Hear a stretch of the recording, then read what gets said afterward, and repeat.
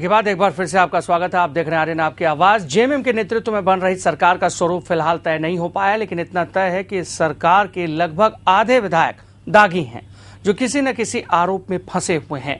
मुख्यमंत्री की कुर्सी संभालने के बाद हेमंत की परेशानी ये होगी कि आखिर पाक साफ मंत्री लाएं तो कहां से। वहीं विपक्ष ने इस मुद्दे पर सरकार को घेरने की पूरी तैयारी कर रखी है और हेमंत की मुश्किलें कम होने के बजाय बढ़ती ही जा रही हैं। हेमंत सोरेन दावा तो कर रहे हैं कि एक स्वच्छ और बेदाग सरकार देंगे, लेकिन हकीकत कुछ और ही बयां कर रही है। निर्दलियों को अगर छोड़ भी दें तो झामुमो, कांग्रेस और राजद के भी कई विधायकों के ऊपर गंभीर आरोप है और उन पर कानून का शिकंजा कसा है। भाजपा और झाविमो दोनों ने ही सरकार को घेरने की तैयारी कर ली है। भाजपा का कहना है कि ये जेल, बेल और फरार की सरकार है, तो जेवीएम ने कांग्रेस पर निशाना साधा है कि कांग्रेस खुद को गंगा समझ रही है जो सबके पाप धो रही है। जेल, बेल और फरार, ये तीन कैटेगरी के जो जनप्रतिनिधि हैं, उन्हीं के भरोसे सरकार बनाने की कवायद हो रही है। यह इस प्रदेश के लिए बड़ा दुर्भाग्यपूर्ण है। कांग्रेस से दर्शाने में लगी है कि हम गंगा हैं, चाहे जितना पाप करो, एक बार हमसे आके मिलो, तुम्हारा पाप धुलता रहेगा। ये मैसेज देना चाह रही है और यही कारण है कि यहाँ पर पापियों को छूट है कि पहले पाप करो, उसके बाद फिर कांग्रेस में मर्ज करो, अपने पाप को धो लो। इसी टाइप की सरकार रहेगी, दागियों की सरकार रहेगी, पापियों की सरकार रहेगी। हालांकि भ्रष्टाचार का विरोध करने वाली कांग्रेस जेवीएम और भाजपा को ही नसीहत दे रही है और कांग्रेस का कहना है कि जनप्रतिनिधियों का सम्मान करना चाहिए। मैं समझता हूं कि भारतीय जनता पार्टी या जेवीएम को ये राजनीतिक संस्कार होना चाहिए कि उनके ये सहयोगी हैं और जनप्रतिनिधि हैं, जनप्रतिनिधियों के प्रति उन्हें सम्मान का भाव आना चाहिए। बहरहाल सरकार बनने में अभी भी कई पेच बाकी हैं और उनमें ये आरोपी विधायकों का मामला विपक्ष के लिए बोनस है। भले ही ये सरकार बहुमत पालेगी, लेकिन सदन में विपक्ष का प्रहार झेलने के लिए सरकार को तैयार रहना होगा। कांग्रेस और जेएमएम के नेता भले ही एक पाक साफ सरकार का दावा कर रहे हों, लेकिन इस सरकार के 20 से भी ज्यादा विधायकों का आरोपी होना इस दावे की कलई को खोलता है। विपक्ष की आरोपों का जवाब देना सरकार के लिए भले ही आसान हो, लेकिन जनता के सवालों का जवाब देना सरकार के नुमाइंदों के लिए मुश्किल होगा। कैमरामैन धर्मेंद्र के साथ निलय सिंह, आर्यन न्यूज, रांची। और आइए अब देखते हैं कि हेमंत की टीम के कौन कौन से विधायक हैं दागी। डालते हैं इस सरकार के विधायकों पर कि क्या क्या आरोप है। इन्हीं विधायकों में कुछ मंत्री बनेंगे। विधायक सीता सोरेन पर नोट फॉर वोट मामले में सीबीआई ने दाखिल की चार्जशीट। विधायक अभी तक फरार, साथ ही अपने पीए के अपहरण का भी चल रहा है मामला। विधायक नलिन सोरेन पर 46 करोड़ के बीज घोटाले का आरोप, विधायक अभी तक फरार। इस पर हाईकोर्ट ने भी टिप्पणी की और सरकार को फटकार लगाई थी। विधायक साइमन मरांडी पर भी नोट फॉर वोट मामले में सीबीआई की चल रही है जांच। साल 2010 में हुए राज्यसभा चुनाव के दौरान लगा आरोप। खिचड़ी विधायक सावना लकड़ा हत्या के आरोप में उम्र कैद की सजा काट रहे हैं। विधायक राजेश रंजन साल 2010 में हुए राज्यसभा के चुनाव में हॉर्स ट्रेडिंग मामले में सीबीआई जांच के घेरे में है। विधायक केएन त्रिपाठी पर भी कई आपराधिक मामले दर्ज। विधायक योगेंद्र सौ पर भी कई आपराधिक मामले दर्ज और कानूनी प्रक्रिया जारी।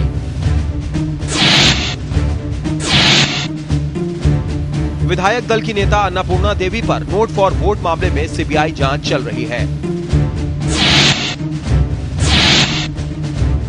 विधायक संजय यादव और जनार्दन पासवान पर भी नोट फॉर वोट मामले में सीबीआई जांच चल रही है। बंधु तिर्की पर राज्यसभा चुनाव में नोट फॉर वोट मामले में सीबीआई चार्जशीट की तैयारी अंतिम चरण में। चमरालिंडा पर राज्यसभा चुनाव में नोट फॉर वोट मामले में सीबीआई चार्जशीट की तैयारी अंतिम चरण में।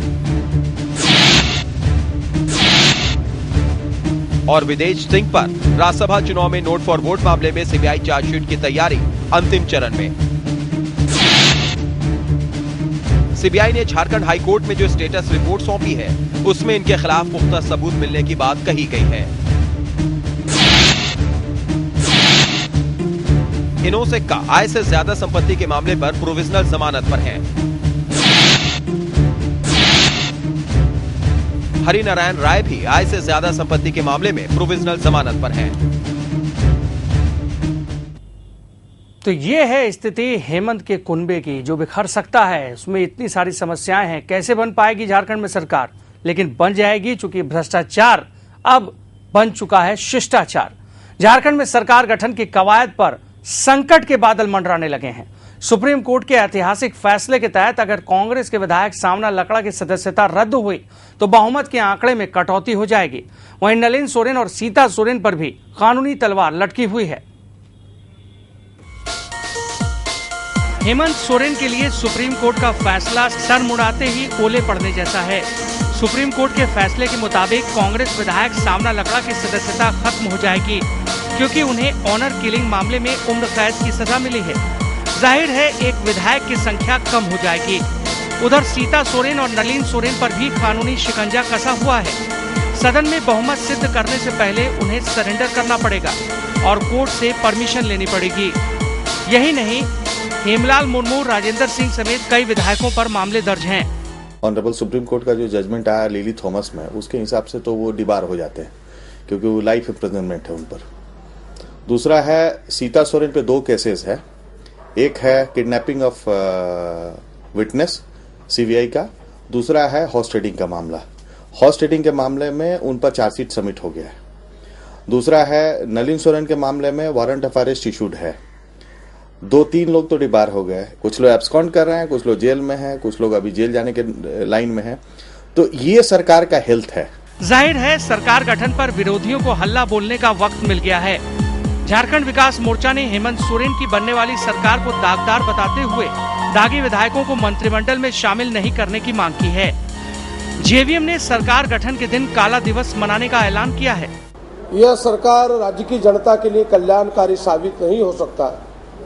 इस प्रकार के दागी विधायक जिनके यहाँ सीबीआई के छापे पड़े हों, जो इस प्रकार के दागी लोग हैं, उनको मंत्रिमंडल में शामिल न किया जाए, न तो मेरी पार्टी उसका विरोध करेगी। हेमंत ने अपने ताजपोशी के लिए भानुमति के कुनबे को तो समेट लिया, लेकिन सरकार की राह इतनी आसान नहीं लग रही। भ्रष्टाचार के खिलाफ मोर्चा खोलने वाली कांग्रेस इतने दाग लेकर झारखंड में क्या संदेश दे पाएगी, ये चुनाव में पता चलेगा। आरएन न्यूज के लिए रांची से नीलेश सिंह की रिपोर्ट। तो ये है भानुमति का कुनबा। अब इंतजार इस बात का है सरकार कैसे बनेगी और कैसे चलेगी। बहरहाल मामला दिल्ली तक पहुंच चुका है और झारखंड के राज्यपाल डॉक्टर सैयद अहमद ने स्टेटस रिपोर्ट दिल्ली भेज दी है, जिसके बाद अब सब कुछ केंद्रीय गृह मंत्रालय की होने वाली बैठक पर निर्भर करता है। सरकार बनाने का न्योता जैसे ही हेमंत सोरेन को मिलेगा, वो विधानसभा में अपना बहुमत सिद्ध करेंगे और उसके बाद सरकार बन जाएगी। लेकिन ये सरकार चलेगी या नहीं चलेगी, सवाल ये है। हमारे साथ एचके वर्मा साहब लगातार बने हुए हैं। वर्मा जी, सरकार बना लेना बहुत आसान है, उसको चलाना, जनता की उम्मीदों पर खरा उतरना बहुत कठिन। आपकी उस समय की तत्कालीन मधुकोड़ा सरकार पर भी कांग्रेस के दामन की जो दामन है वो उसके छींटे लगे हैं, दागदार हुए कांग्रेस का दामन। साफ तौर पर साल 2006 को कांग्रेस के लिए बुरा इतिहास के रूप में जाना जाता है। कहा जाता है कांग्रेस ने लूट मचाई मधुकोड़ा के जरिए। देखिए, कांग्रेस ने तो लूट नहीं मचाई और मधुकोड़ा ने किया तो उसका फल भुगत रहे हैं। उस पर कई तरह के केस हैं, अभी जेल में हैं। और लोकतांत्रिक व्यवस्था में अगर कोई राष्ट्रपति शासन है वहाँ, तो इसको खत्म करने के लिए लोकतांत्रिक व्यवस्था में हेमंत सोरेन आगे आए झारखंड मुक्ति मोर्चा के नेता के रूप में, और धर्मनिरपेक्ष दलों को मिलकर उन्होंने सरकार बनाया, तो एक मौका उनको देना चाहिए। और यह जैसा कि हेमंत सोरेन ने घोषणा की है, जो गलत तरीके से हम चलेंगे तो 18 दिन भी नहीं, अभी आपके टेलीविजन में कहा, जो गलत तरीके से चलेंगे तो 18 दिन भी नहीं रहेंगे, और अच्छे तरीके से हम चलेंगे सबके साथ लेकर, ईमानदार आदमियों को साथ लेकर और जनता की जन आकांक्षाओं की पूर्ति के लिए काम करेंगे तो 18 महीना भी चलेंगे, जो जितना कि शायद 18 महीना कार्यकाल बचा हुआ है इसका। तो कुछ लोकतांत्रिक व्यवस्था में हम लोगों को यह लेकिन जिस 18 महीने की बात आप कर रहे हैं, चाहिए। चलिए, स्वागत करने की आप बात कर रहे हैं, मुकेश जी आप भी बने हुए, कितना सही चली है जेएमएम पिछले 11 सालों 12 सालों 13 सालों से, ये आप भी जान रहे हैं, और कितना सही झारखंड में चले कांग्रेस, बीजेपी, जेवीएम, आजसू और सभी राजनीतिक दल, ये किसी से अछूता नहीं है। विनोद सिंह माले विधायक जो है वो भले ही अपवाद हो सकते हैं, वो उस समय के अपने पिताजी के जो जिन्होंने शहादत दी उनको लेकर उसकी स्थिति पर चल रहे हैं, उनकी ईमानदारी पर शक करना शायद मुश्किल होगा। बाकी किसी के बारे में क्या कहेंगे आप? नहीं, मैं देखिए सारे लोग जो हैं वो जनता द्वारा चुने हुए प्रतिनिधि हैं और उन पे आक्षेप करना या व्यक्तिगत रूप से कुछ कहना वो अतिशयोक्ति होगी, मतलब मैं उसको उचित नहीं मानता हूँ।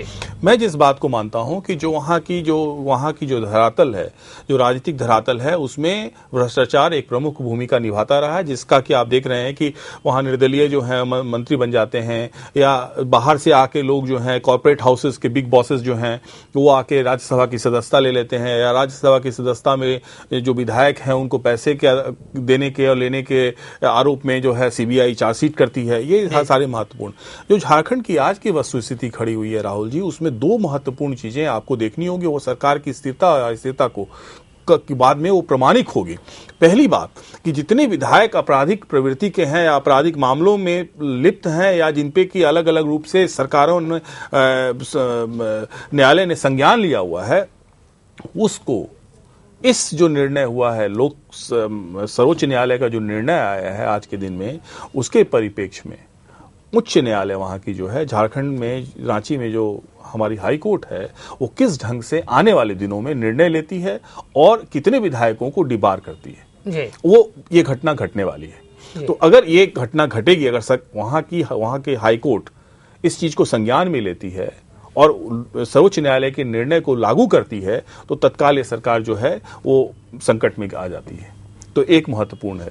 दूसरा, वहां आरजेडी जो है वो आने वाले समय में 2-4 महीने में आरजेडी की क्या भूमिका होगी, क्योंकि आपने देखा कि ये जो समझौता हुआ है, लोकसभा के परिप्रेक्ष्य में समझौता हुआ है, जो सरकार बनी है उसमें वहां केवल 14 सीटें हैं और 14 सीटों में 10 सीटें कांग्रेस के पास में है और 4 सीटें जेएमएम के पास में है। तो आरजेडी किस ढंग से लोकसभा में अपने को वहां रखती है या केवल अपने को विधानसभा तक सीमित रखती है, और अगर विधानसभा तक सीमित रखती है तो आने वाले समय में जो कुछ महत्वपूर्ण निर्णय उनके जो राष्ट्रीय अध्यक्ष हैं उनके खिलाफ भी आने वाले हैं, जो मामला लंबित है। तो अगर उस पे कोई गलत निर्णय आता है या सही निर्णय आता है, क्या उसकी भूमिका होती है, तो उसका किस ढंग से वहां आरजेडी पर प्रभाव पड़ेगा, वो देखने वाली बात हो जी। और तीसरा, वहां के निर्दलीय जो हैं, जिसमें कई ऐसे निर्दलीय ऐसे हैं जिनको जो प्रोविजनल बेल पे केवल हैं और उनकी अपनी मांगे होंगी, उनके अपने दबाव होंगे, और उन दबावों को जो 6 महानिर्दलीय हैं उसको सरकार किस दूरी तक जाके पूरा करती है, क्योंकि वो राष्ट्रीय परिप्रेक्ष्य में भी देखा जाए। लोगों ने तो बातें बड़ी बड़ी की हैं निर्दलियों ने कि भाई हमारी जो मांग है वो पूरी तरह से राज्य के और अपने क्षेत्र के विकास के लिए है।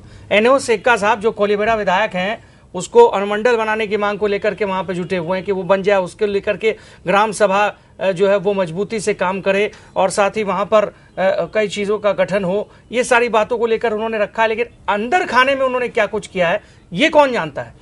किस विधायक राहुल जी, मैं इसी बात का जिक्र कर रहा हूँ कि देखिए यहाँ जो झारखंड में, मैं बार बार कह रहा हूँ कि झारखंड एक विशिष्ट राज्य के रूप में, क्योंकि अगर ऐसा नहीं होता तो 13 साल में 8 हो सकता है 3 सरकारें बनती, सिर्फ 3 सरकारें। नियमतः एक सरकार को 5 साल तक चलना ही चाहिए। और सरकार इसलिए भी होती है, जो आपके कोलिशन गवर्नमेंट भी होती है वो इतनी अस्थिर धरातल पे नहीं होती है कि एक साल में सरकार गिर जाए। इसलिए इस बात का जिक्र कर रहा हूं कि कौन सामने में क्या मांग रखता है वो महत्वपूर्ण नहीं है, पीछे में जो मांगे होती हैं या अंडर हैंड टेबल जो डील्स हो रही हैं वो क्या है, और उसका वो चूंकि आने वाले समय में उसका वो धीरे धीरे सभी को मालूम हो जाएगा कि वो मांग रखेंगे, वो सरकार को गिराने के लिए दबाव डालेंगे। तो जो झारखंड में अभी हम देख रहे हैं, सरकार बन रही है और आपने कहा कि अभी निर्णय गया है और राष्ट्रपति का और वहां पे डिसीजन, होम मिनिस्ट्री का डिसीजन आएगा, तो ये हम लोग मान के चल रहे हैं, मैं मान के चल रहा हूं कि वहां सरकार 18 के पहले बनेगी और हेमंत सोरेन जी के नेतृत्व में बनेगी। और हेमंत सोरेन जी को एक बहुत ही विवेकपूर्ण ढंग से अपनी सरकार को चलाने की चुनौती है, और नहीं तो जिस ढंग से अगर वो हल्के फुल्के कदम से और हल्के फुल्के भाव से अगर वो सरकार चलाएंगे, चूंकि अभी तक वो एक विधायक के रूप में मुख्यमंत्री का, सबसे बड़ी बात यहाँ पर ये है मुकेश जी, ऐसी स्थिति है कि पिछली मुंडा सरकार की बात करें तो हेमंत सोरेन के घर में ही, मतलब उनकी अगर बात करें तो चूंकि 18 विधायक जेएमएम के होते हैं, उनमें कई विधायक जो अंदर की जो पुराने विधायक जो कामकाजी विधायक हैं, वो नहीं चाहते थे कि हेमंत आगे बढ़े। अब ऐसी स्थिति में भी उन्हें आगे बढ़ाया तो गया, लेकिन जेएमएम ऐसी पार्टी है जहां अंदर खाने कभी भी कुछ भी हो सकता है। नहीं, मैं इसी बात का जिक्र कर रहा हूं कि देखिए हेमंत जी को बहुत ही, चूंकि नवयुवा हैं, 38 साल की उम्र है उनकी, और वो उनको बहुत विवेकपूर्ण रूप से आगे चलना होगा और अपनी पार्टी को संभाल के लेके भी चलना होगा, क्योंकि जेएमएम का प्रभाव क्षेत्र पूरा झारखंड नहीं है। जेएमएम का जो प्रभाव क्षेत्र है वो संथाल परगना और छोटा नागपुर के कुछ क्षेत्र में वो प्रभाव क्षेत्र उनका ज्यादा। वर्मा साहब, आपसे भी बात करते हैं यहाँ पर हम, कांग्रेस क्या कुछ ऐसा गुल खिलाएगी? यहाँ पर ऐसा आपने हेमंत सोरेन के लिए तो बहुत सारी बातें हो रही कि भाई उनको सावधान होना पड़ेगा, लेकिन क्या सावधान हो पाएंगे कांग्रेसी भी, जो गोली चला देते हैं छोटी मोटी बातों पर और वो नेशनल खबर बनती है? जो सावधान नहीं होंगे वे राजनीति से विलुप्त हो जाएंगे जी। जो जिस किसी भी पार्टी के हो, तो उनको सावधान होना ही पड़ेगा। झारखंड का जो इतिहास रहा है और भारतीय जनता पार्टी जो अभी के अध्यक्ष जो अभी वहां झारखंड के कह रहे थे, जो बेल और क्या क्या की सरकार है यह, तो कल तक वे झारखंड मुक्ति मोर्चा के साथ सरकार बनाए थे, तो उस समय उनको बड़ा अच्छा लगता था जी। आज कांग्रेस के साथ उसका समझौता हुआ है तो उनको बुरा लगने लगा, जो हम सत्ता से बाहर हो गए हैं। उसी तरह से यहाँ बिहार में नीतीश सरकार के साथ बार बार कहते थे उस समय बेमेल गठबंधन है बीजेपी जेएमएम का, और अब कांग्रेस वापस जो है जेएमएम के साथ मिलन करने वाली है। अब ये देखना है कि क्या कुछ होगा। अभी 18 महीनों में शासन चल पाएगा? देखिए, जो भी सरकार के मुखिया हैं जी, जो मुख्यमंत्री हेमंत सोरेन होने जा रहे हैं, उनकी काबिलियत पर, उनकी ईमानदारी पर, उनकी कार्य क्षमता पर निर्भर करता है जो वे इस समझौता को कितना आगे ले जा सकते हैं। बिल्कुल, ये बात यहाँ पर आपने सही कही है। और साथ ही झारखंड की जनता का क्या, जो विकास के मायनों को लेकर अभी भी इंतजार कर रही है। 12.5 साल हो चुके हैं, आप लोगों ने कितना विकास दिया वहां पर? देखिए, जो वहां झारखंड में जो विकास हुआ, तो विकास तो आप लोगों का हुआ, पार्टियों का हुआ जी। पार्टियों का नहीं, लोगों के फंड बढ़े, नहीं, सुरक्षा व्यवस्था बढ़ी, राज्य का भी विकास हुआ, राज्य का भी विकास, नक्सलवाद बढ़ा, वो विकास हुआ। यूपी हाँ, यस, नक्सलवाद बढ़ा है तो वहां के नेताओं ने ठीक ढंग से वहां को सरकार को नहीं चलाया, लोगों की जन आकांक्षाओं पर ठीक से नहीं उतरे, इसीलिए सो वहां नक्सलवाद पनपा। चलिए, नक्सलवाद एक बहुत बड़ी गूढ़ समस्या है। वो सिर्फ एक झारखंड से जोड़कर मुकेश जी मेरे ख्याल से देख लेना वो सही बात नहीं होगी। झारखंड, बिहार, पश्चिम बंगाल और उड़ीसा, लेकिन असमानता और वहां जो परिस्थितियां हैं, क्योंकि देखिए आप राहुल जी बार बार इस चीज को समझने की कोशिश कीजिए, एक विशिष्ट राज्य है और देश की 40% संपदा को अपने में सहेज के समेट के रखे हुए, और उसका लाभ अगर स्थानीय लोगों को नहीं होगा, गरीबों को नहीं होगा, आदिवासियों को नहीं होगा, उसके पीछे की साफ तौर पे वजह मुकेश जी आप भी जान रहे हैं। आपको सरकारें, इसलिए मैं बार बार कह रहा हूं, आप परिसीमन आयोग की बात को क्यों नहीं मानते? आप विधानसभा की सीटें क्यों नहीं बढ़ाते? आपके यहाँ 81 विधानसभा की सीट है, फ्रैक्चर मैंडेट मिलता है हमेशा। मैं उस पे आ रहा हूं कि आपको जो अभी आप सरकार चलाने जा रहे हैं, उसमें आप वहां के स्थानीय मुद्दों को, स्थानीय समस्याओं को पूरा करने की सबसे पहले प्राथमिकता दें। दूसरा, वहां की जो ब्यूरोक्रेसी है वो 11 साल में, चूंकि कोई मजबूत सरकार नहीं रही, कोई ठोस सरकार वो बहुत हावी हो चुकी है, और उसको लोगों के प्रति संवेदनशील बनाने की दूसरी बहुत बड़ी प्राथमिकता। चलिए, बहरहाल आप दोनों हमारे स्टूडियो में, इसके लिए आपका बहुत बहुत शुक्रिया। HK वर्मा साहब आपका भी, और मुकेश कुमार सिंह जी आपका भी। लेकिन सबसे बड़ा सवाल यहाँ पर झारखंड वासियों का है। ये 3.5 करोड़ झारखंड वासी अभी भी यही सोच रहे हैं कि कब उनके राज्य में सवेरा होगा। कभी तो ऐसी सरकार बनेगी जो भ्रष्टाचार की पट्टी उतार कर, जो पूरी तरह से जनता के विकास के लिए सोचेगी, कम से कम कुछ तो झारखंड का विकास करेगी। इंतजार इसी बात का। 9वें मुख्यमंत्री के रूप में शपथ ले सकते हैं हेमंत सोरेन, लेकिन उन्हें भी सोचना चाहिए कि जगन्नाथ मंदिर में घंटा बजाकर जो उन्होंने वायदा किया है 18 दिनों तक सरकार नहीं चलने का या 18 सालों तक चलने का, वो वाकई में ईमानदारी से वो निभाएं और उनकी पार्टियां भी और उनके गठबंधन वाली पार्टियां भी उनको सपोर्ट करें। इसका इंतजार झारखंड की जनता को जरूर होगा, वरना सिर्फ मायूसी ही हाथ लगेगी। बहरहाल आर्यन आपकी आवाज में इतना ही। दीजिए इजाजत, नमस्कार।